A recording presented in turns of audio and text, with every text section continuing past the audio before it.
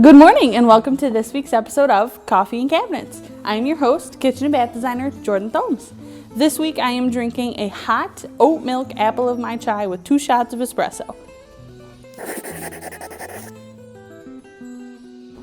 On this week's episode, we are actually going to do a little bit of cabinet DIY. We're going to take an old door sample and turn it into a decorative TV tray. So follow along to see how you can do this on your own at home. Before we get started, I just wanted to run through the little what you will need list. First, of course, your door of choice. So again, whether you have an old sample, an old damaged door that you maybe had replaced, or you thrift something, you'll just need the door of your choice. I do recommend grabbing some painter's tape. It'll help down the road with drilling some of your guide holes. A tape measure or a ruler, whatever your preference. A pencil and a marker to mark all of your dimensions, measurements, and where you'll drill. Screwdriver, of course. Your drill, which is a necessity. And then the hardware of your choice that you'll be working with. And coffee for fuel for your project. You can get your own cabinet doors a wide array of places. If you, say, had to replace a damaged door on one of your kitchen cabinets and you maybe have the old one laying around, if you're into thrifting, you can really find a lot of quality cabinetry or maybe furniture pieces that have intact doors, or you can always order sample doors from cabinet manufacturers. This particular one is an old sample from our showroom, so you can see it's well loved. There's a lot of wear and tear on this one, so this is the one I'm going to be using for the example. A lot of the times cabinet doors are decorative, so you do have to pay attention to whatever one you're picking and make sure you will have room on the outside stiles for some hardware. This particular one, of course, has just the flat rails on all 4 sides and a flat center panel, so this is a good example of one that will work with a lot of different hardwares. So the first thing you want to do is flip to the back of your cabinet. Make sure it is all cleaned off in the back and there's nothing that will impede screwing any of the holes for the hardware. I have gone ahead and marked my center lines on this one just to save a little bit of time. But what you'll want to do to find that is you'll measure the back of your cabinet door and figure out just how wide your stile is, and you'll just mark a center line from top to bottom. That way you have reference for however large your handle might be. So this particular one, my center is at 7 1/4 inches. So I have marked that on both sides here on the back, and I drew guidelines all the way down just in case.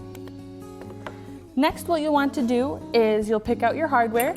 This particular one, I just have a pair of brushed English bronze transitional pieces. They're very simple. Each of these are 6 inches long. You can use either knobs, pulls. You can use much larger than this. You can use much smaller than this. It just depends on the look you're going for. These particular pieces are on center. They are 5 1/16, so they are a little bit of a strange size, but that's okay. So my little trick that I learned on Pinterest many years ago to find the center of my hardware was actually to take a piece of painter's tape and put it wherever you can find the screw holes on your hardware. And then all you'll want to do is mark a line for each hole right on the center so you know where to screw in for your hardware. So that one I've gone ahead and marked. And then this second one here, we'll just go ahead and mark the same lines. And now each of these are marked, and we'll use this as our template on the side stiles for drilling in for the hardware. This is also similar to a hardware templater that actually our contractors use during installation. It's a multi-purpose tool that has all different sizes, and it has pre-drilled holes that you can use to draw the template on cabinet doors. That way everything is even and consistent throughout your kitchen. So what we're going to do is we're going to take our little template that we drew for our hardware, and we are going to mark it on that center line that we drew on the guide. Just be very careful to line it up with the guidelines that you marked. So we've got that one centered, and then this one here. We'll just make sure to line that up. Okay. So now you can see that we have all 4 screw holes that we'll need pre-marked here on our door. That way when we get into drilling, we'll know exactly where they have to go.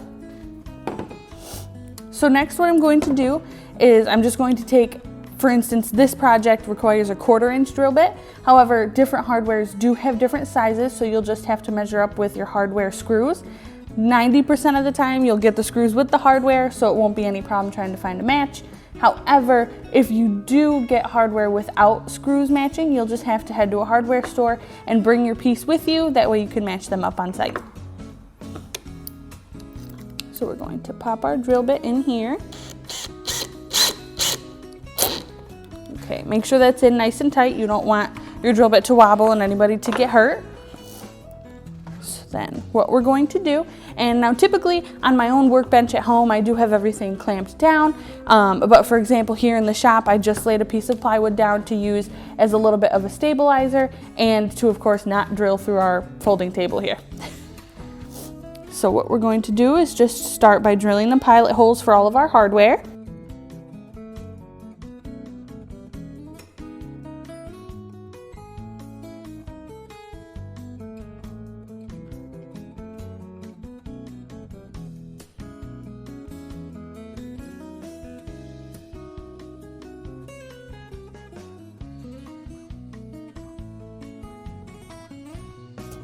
Okay, so now that we have all of our pilot holes drilled, we're just going to clean up our little mess here, and then you'll peel your tape off. At this step here, I'm going to go through and just erase all of my pencil marks that I made on the back. I did just use a pencil since this sample door is light enough to see the graphite. However, sometimes when I do a darker door, I do have to use like a silver Sharpie or something like that. But it's rarely ever on the door long enough to stay on. But if you ever need to wipe it off, there's a lot of different things like regular Blue Dawn dish soap will get that off for you.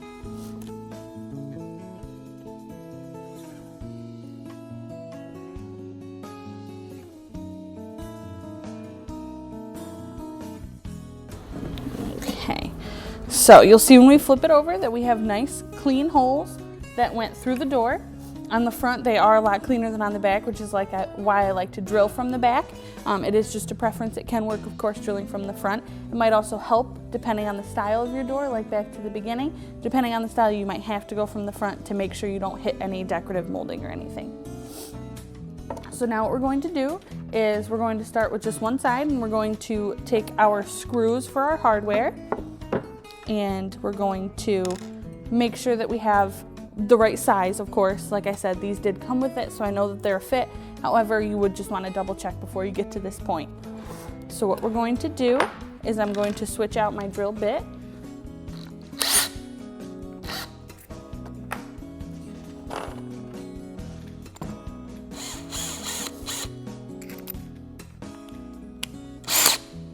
This part is a little bit easier with a drill. However, you can use a regular screwdriver to put the hardware in. It's just a preference of mine that I like to use a drill because it makes it go a little bit quicker.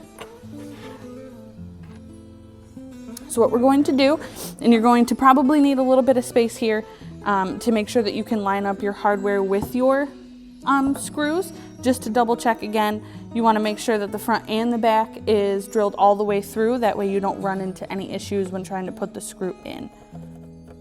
Okay, so both sides of this one do look good. So what I'm going to do is start the screw with the drill, and then I will go in and finish it with the screwdriver.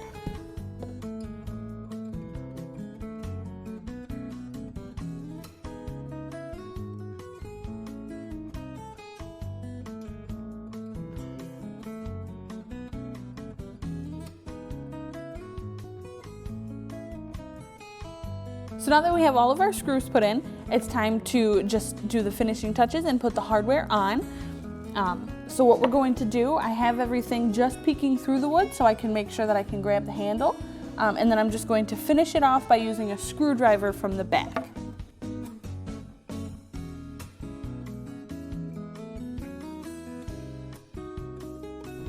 So here is our finished product. We have taken an old cabinet sample door and turned it into a decorative TV tray. Now, a little more that you could do if you wanted it to be a little bit more decorative, you could maybe paint the stiles or paint the center panel. If you have something with some beading to it, maybe you could do a little bit of a glaze and just fill in those little beads, give it a little bit more depth. There's a lot that can be done. and even something as simple as changing the hardware to a more decorative option will bring this piece to life. This concludes our very first DIY episode of Coffee and Cabinets. We will be doing more projects similar to this, so stay tuned for some more ideas. I did just want to remind you that we do still have our ongoing free granite promotion while supplies last. If you stop down here into Ivo, get some more information, you do get free granite with the purchase of cabinets through us here at Ivo. We have a lot of choices to pick from for cabinetry, and we have 2 beautiful granites available here in our yard, so stop down in to take a look and to get some information. See you next week on Coffee and Cabinets. That is cold. So now that we have all of our screws, wow. Cabinet door DIY. So whether you make yourself a gift, you make someone else a gift.